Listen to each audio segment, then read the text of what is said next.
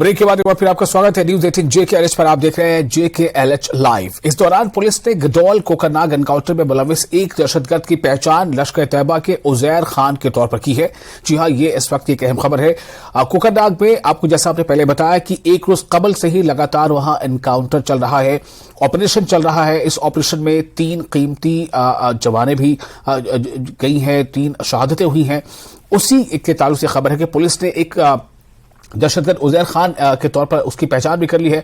Kashmir police ने एक tweet में लिखा है कि कर्नल मनप्रीत सिंह, मेजर आशीष धुनक और DSP हुमायूं मुजम्मिल बट की गैर मुतजलजल बहादुरी को खिराज अकीदत पेश करते हुए जिन्होंने इस जारी ऑपरेशन के दौरान आगे से अपनी जानें निछावर की, हमारी अफवाज गैर मुतजलजल अज़्म के साथ कायम है।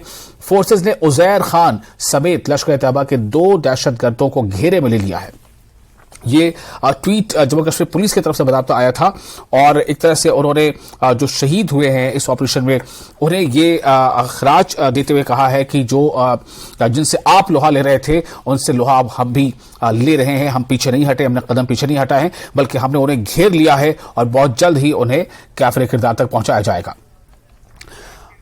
जम्मू कश्मीर के लेफ्टिनेंट गवर्नर मनोज सिन्हा ने अनंतनाग एनकाउंटर में अपनी अजीम कुर्बानी पेश करने वाले 3 अफसरान को खिराज अकीदत पेश किया है। श्रीनगर में एक तकरीब के दौरान तीनों को खिराज अकीदत पेश किया गया। तकरीब के इफ्तिताह के मौके पर पहले इन बहादुर अफसरान को खिराज अकीदत पेश किया गया और उसके बाद फिर आगे कुछ और कार्रवाई हुई।